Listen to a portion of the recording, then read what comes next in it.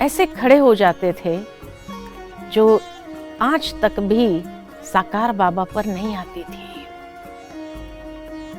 ऐसी उनकी शक्ति थी और उस शक्ति के कारण हर विघ्न को सहजता से पार किया।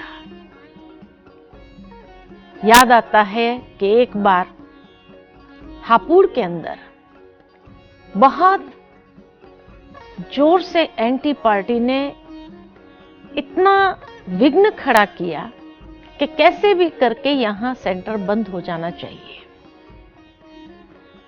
लोग आ गए सामान उठा करके बाहर फेंकने के लिए, लेकिन उस समय में जब बाबा से बहनों ने बात किया कि बाबा बहुत मुश्किल हो रहा है यहां पर, आपकी आज्ञा हो तो सेंटर बंद करें, बाबा ने कहा नहीं। और बाबा ने मातेश्वरी जी को भेजा कि आप जाओ वहां पर। तो जैसे ही मम्मा वहां पर पहुंची तो एंटी पार्टी वालों को पता चल गया कि ब्रह्मा कुमारी की जो फर्स्ट स्पिरिचुअल हेड है, एडमिनिस्ट्रेटिव हेड, वो पहुंची है और उनके सामने जाकर के हम इनसे ये सेंटर खाली करवा देते हैं। देखते हैं उनकी मातेश्वरी जी कैसी है, क्या है। मातेश्वरी जी ऊपर के फ्लोर में, फर्स्ट फ्लोर में थी और नमशाम का समय था। तो जैसे ही पहुंचने के बाद भोजन करके, रेस्ट करके शाम को जब उठे तो मातेश्वरी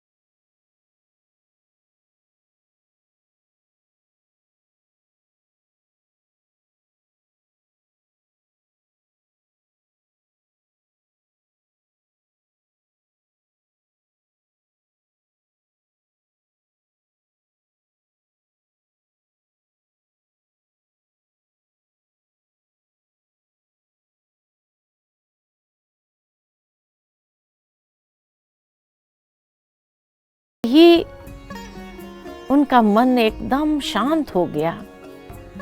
आधा पौना घंटे तक बैठे रहे।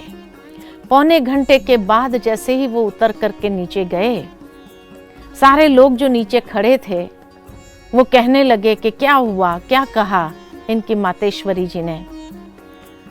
तो कहा कि ब्रह्मा कुमारी अगर देखना हो कि सचमुच ब्रह्मा कुमारी क्या होती है तो इनकी मातेश्वरी जी को देखना चाहिए।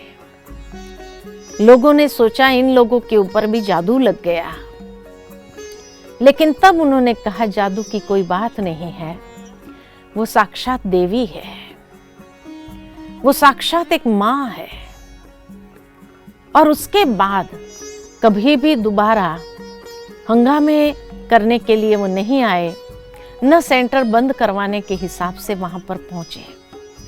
तो मातेश्वरी जी का जो स्वरूप था, एकदम शिव शक्ति, गंभीरता की मूर्ति। अगर कोई हंसी की बात होती थी तो भी एक दैवी मुस्कान उनके चेहरे पर आ जाती थी।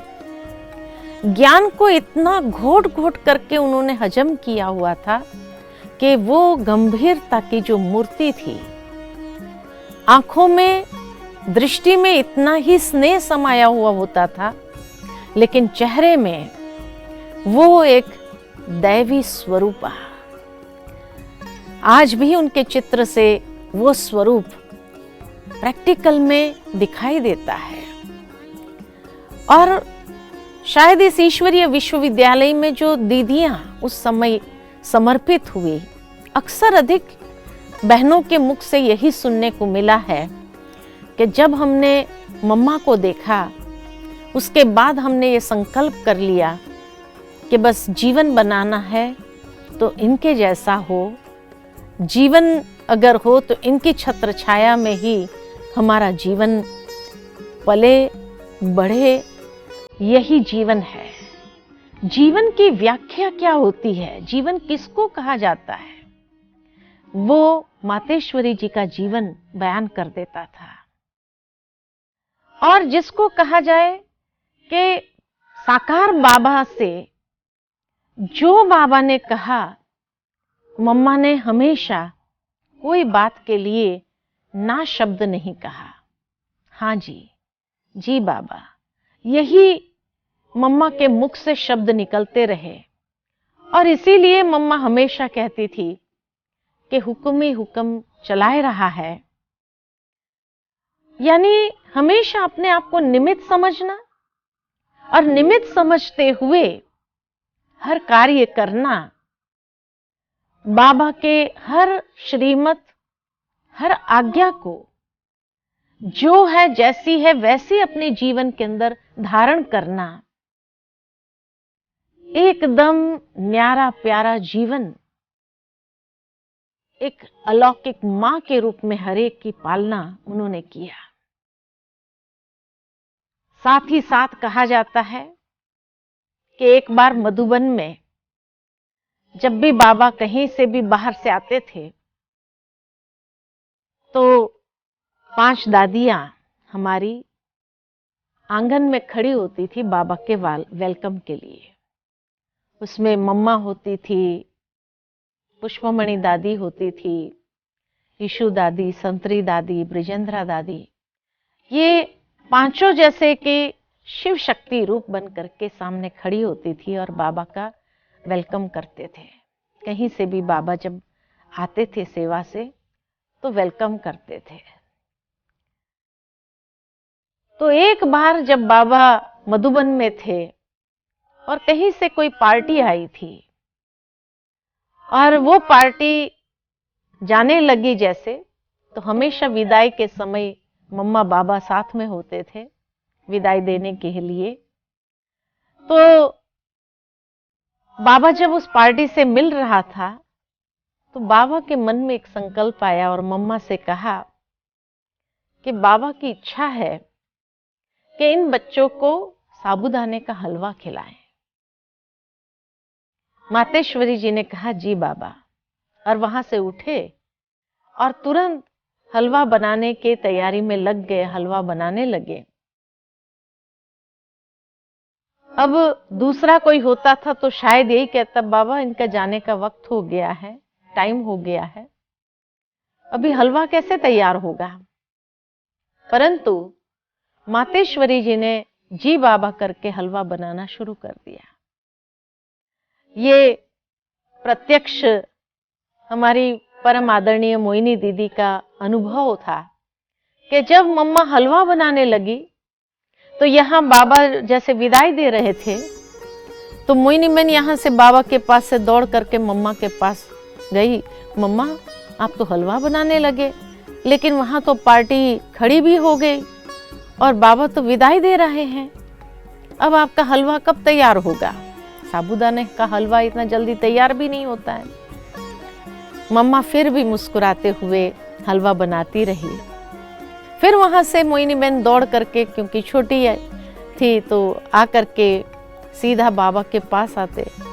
बाबा उस पार्टी के साथ विदाई देते हुए पांडव भवन के पीछे का जो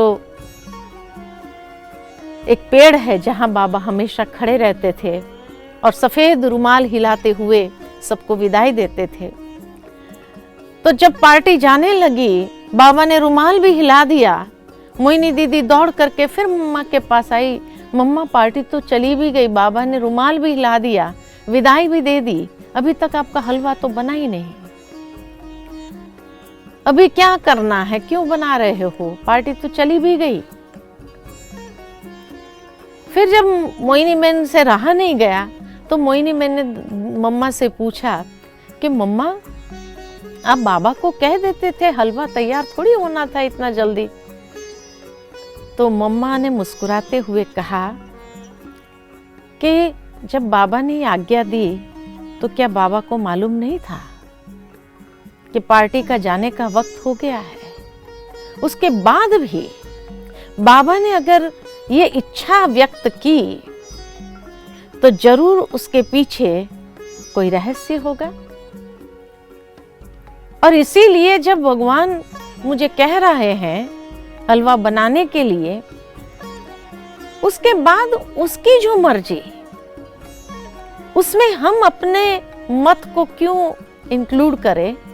ये मम्मा का भाव था कि बाबा अगर कोई भी डायरेक्शन देते हैं तो क्या उनको मालूम नहीं होता है क्या।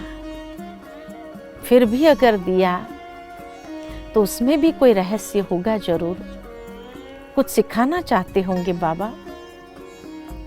मम्मा हलवा बनाती रही, बाबा वहां से पार्टी को विदाई करके आंगन में आ गए।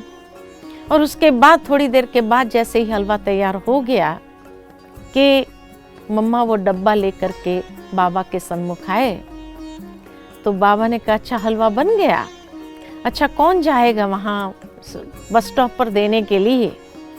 उस समय यज्ञ के अंदर कोई गाड़ी आदि तो नहीं थी, बस स्टॉप तक जाना था। तो एक भाई ने कहा बाबा मैं साइकिल पर पहुंचा देता हूँ। और वो साइकिल पर जाते हुए जैसे ही बस स्टॉप थोड़ी दूर पहुंचे तो देखा बस निकल रही है। और जैसे ही बस निकल रही है तो ये साइकिल से ही दूर से हाथ हिलाते हुए बस को रोकने का प्रयत्न कर रहा था। जोर से साइकिल चला भी रहा था लेकिन हाथ भी हिला रहा था। बस वाले की नजर अचानक पड़ी और लगा कि कौन है, रोक रहा है बस को, जरूर कोई बात होगी। तो इसलिए वो ड्राइवर ने रोक भी दिया। और जैसे ही बस रुकी भाई पहुंच गया और वो पार्टी को वो डब्बा दिया कि ये बाबा ने, मम्मा ने खास बनाया आपके लिए और बाबा ने खास भेजा है। आप सोचो कि जब वो हलवा मिला होगा और वो सारे बच्चों ने रास्ते में स्वीकार किया होगा, कितने नैनों से अश्रुधारा बह रही होगी। इतना प्यार कौन करेगा। जरूर वो माता पिता के रूप में जो पालना कर रहे थे वही इतना प्यार कर सकता है। और एक एक बच्चों के जीवन में बाबा ने हर कर्म, हर चरित्र यादगार रूप में बनाए। कहा जाता है कि जब मातेश्वरी जी को कैंसर हुआ और जब दर्द उठा तो बाबा को बताया कि बाबा इस तरह से दर्द है। तो बाबा ने कहा कोई बात नहीं बच्ची, मधुबन आने के बजाय तुम सीधा बॉम्बे चली जाओ और बॉम्बे में डॉक्टर से दिखा दो। डॉक्टर के पास जब लेके गए तो डॉक्टर ने कहा कि कैंसर की बीमारी है। अब उस जमाने में 1960s में 64-65 में बहुत मुश्किल से किसी को कैंसर होता था। उस समय ये असाध्य बीमारी कि जिस समय कोई कीमोथेरेपी या कोई दवाइयाँ नहीं होती थी, एक खाली रेडिएशन होता था। और इसीलिए जब मम्मा को ये कहा और फिर डॉक्टर ने कहा कि कुछ समय चलेगा, रमेश भाई जी थे, रमेश भाई जी को बुला करके डॉक्टर ने समझाया सारी बात कि ये बीमारी के कारण जो है उसकी कोई ऐसी दवाई नहीं है, रेडिएशन लेना पड़ेगा। और उसके बावजूद भी अगर ठीक रहे तो ठीक है। और फिर उसके बाद जब मम्मा को रेडिएशन देने के बाद कुछ समय मम्मा सेवा में रही, जगह जगह जाती रही, बच्चों की पालना करती रही, सेवा करती रही। लेकिन फिर अचानक वापस जैसे दर्द बढ़ा तो पुनः बॉम्बे गए दिखाने के लिए। तो उस समय डॉक्टर ने देखा कि ये बहुत फैल गया है। तब उन्होंने रमेश भाई जी को बुलाकर कहा कि अब आपकी मातेश्वरी जी बहुत तो 4 मास है, उससे ज़्यादा नहीं है, क्या करना है। तो रमेश भाई ने मम्मा को तो कुछ नहीं सुनाया, परंतु बाबा को फ़ोन किया और बाबा को फ़ोन करके सारी बात बताई कि मातेश्वरी जी के लिए डॉक्टर ने यही कहा कि मैक्सिमम 4 महीना है। बाबा ने कहा, बच्चे मुझे क्यों सुना रहे हो, आप ये समाचार मम्मा को ही दे दो। रमेश भाई जी की हिम्मत नहीं हो रही थी। कहा, बाबा आप सुना दो। कहा, नहीं बच्चे आप सुनाओ, मम्मा एक ज्ञानी तो आत्मा है और इसीलिए उसको कोई प्रकार का सदमा आदि नहीं लगेगा। उसने जिस तरह से ज्ञान को हजम किया हुआ है, आप उनको ही सुनाओ। क्या करना है वो मम्मा डिसीजन देंगी कि बॉम्बे में रुकना है या मधुबन जाना है। ये डिसीजन भी बाबा नहीं देगा, मम्मा खुद अपना डिसीजन लेंगी। बहुत रमेश भाई जी मन को मजबूत करते हुए मम्मा के पास गए और बोलने की हिम्मत नहीं हो रही थी, तो मम्मा को लिख करके दे दिया कि मम्मा डॉक्टर ने ये बात कही है कि बहुत तो आपके शरीर में जिस तरह से ये बीमारी फैल गई है, तो 4 महीना है आपके पास में। तो बाबा ने कहा है आपको सुनाने के लिए और आपको ही डिसीजन लेना है कि आप यहाँ रुकना चाहेंगे या मधुबन जाना चाहेंगे या क्या चाहेंगे, कहाँ जाना चाहेंगे। तो मम्मा ने उसी वक्त उस बात को सुनते हुए जैसे वो सारी चीज को ऐसे संभाल लिया और कहा, नहीं मैं मधुबन ही जाऊंगी। मधुबन आए मम्मा, और मधुबन आने के बाद जो है मातेश्वरी जी कई बार इतना दर्द होता था जिस कारण से सारी रात सो नहीं पाते थे। उस समय बाबा ने ये व्यवस्था कर दिया था कि माइक स्पीकर लगवा दिया था उनके कमरे में, जिस कारण मम्मा रोज मुरली तो वहां स्पीकर पर ही सुनती थी अपने कमरे में, क्योंकि मम्मा को श्वास बहुत उठता था।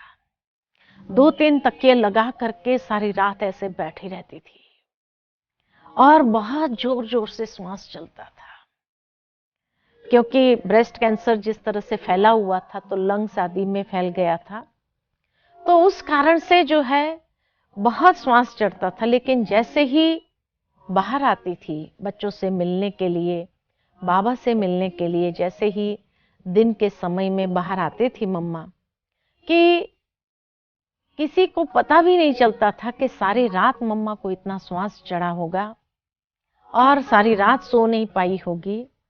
चेहरे पर उस बीमारी के एक रेखा तक मम्मा के नहीं आती थी। और कहा जाता है कि जिस दिन शरीर छोड़ा मम्मा ने 24 जून शाम को 4 बजे के आसपास, तो उस दिन भी सारी रात मम्मा सो नहीं पाई थी, खूब श्वास चढ़ा था। लेकिन करीबन 10 बजे के आसपास मधुबन का जो बगीचा है वहां अंगूर लगे थे और बहुत सारे अंगूर उस सीजन में निकले थे। काफी पार्टी वाले थे मधुबन में। तो बाबा ने मम्मा से कहा, मम्मा आप हर बच्चे को अंगूर देंगी? अंगूर और आम देते रहे। मम्मा एक एक बच्चे को दृष्टि देते हुए आम देती रही, अंगूर देती रही और अंगूर देते हुए जैसे एक एक बच्चे से विदाई ले रही हो। सारी रात इतनी तकलीफ होने के बाद भी उसके बाद चेहरे पर वो भाव नहीं था दर्द के। इतना मम्मा प्रकृति जीत या अपने बीमारी के ऊपर जीत प्राप्त किया हुआ था, जो चेहरे पर एक रेखा तक नहीं आती थी। किसी को महसूस नहीं होता था कि मम्मा को इतना दर्द रहा होगा। और कहा जाता है कि सारे बच्चों को अंगूर बांटते हुए करीबन 1.5-2 घंटा लगा। उसके बाद जो है जब कमरे में आए, पुनः वो श्वास चलने लगा जोर जोर से, तो आदरणीय मोहिनी दीदी ने मम्मा से कहा कि मम्मा, आपको बाबा से मना कर देना चाहिए था कि अंगूर आज नहीं बांटेंगे। लेकिन मम्मा ने आज तक अंतिम घड़ी तक बाबा की कोई भी श्रीमत को, कोई भी डायरेक्शन को रिजेक्ट किया हो, मना किया हो, ना शब्द कहा हो, ऐसा कभी हुआ नहीं। तो उस दिन कैसे होता था? और इसीलिए मम्मा ने यही कहा कि बाबा को तो पता था ना कि मुझे इतना दर्द है, उसके बावजूद भी बाबा ने कहा तो जरूर उसमें कोई रहस्य होगा। और ये रहस्य बाद में स्पष्ट हुआ कि बाबा ने क्यों अंगूर बांटने के लिए मम्मा से कहा था, क्योंकि बाबा मम्मा के एक एक कर्म को यादगार बनाना चाहते थे। और इसीलिए आज तक यज्ञ के अंदर 24 जून माना अंगूर जरूर हर एक ब्राह्मण वत्सों को मिलता ही है। आज भी वो अंगूर, तो मम्मा का वो कर्म कैसे एक यादगार बन गया, जो आज तक भी यज्ञ के अंदर एक रीत रस्म के रीति से हो गया कि 24 जून माना हर एक को मुरली क्लास के बाद भी अंगूर जरूर मिलेगा ही। तो ये कुछ बातें मम्मा के विषय में जो सुनी थी परम आदरणीय दादियों के द्वारा, और जो उनसे अपने जीवन में हम सीख प्राप्त कर सके उनके चरित्र से, वो बात आज आप सबके साथ शेयर किया। वो बात आज आप सबके साथ हमने शेयर किया। इसी के साथ ओम शांति।